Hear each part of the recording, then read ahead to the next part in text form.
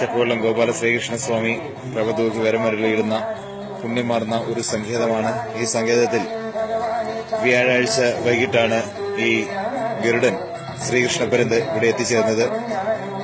ശ്രീകൃഷ്ണപരന്ത് ഇവിടെ നിന്ന് പോകുന്നില്ല.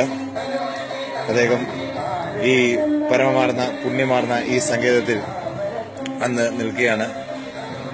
ഇദ്ദേഹം ഇവിടെ ഐശ്വര്യ ചൈതന്യ സ്വരൂപനായി ശ്രീകൃഷ്ണ ഭഗവാന്റെ തിരുസന്നിധിയിൽ വന്ന് നിൽക്കുകയാണ്.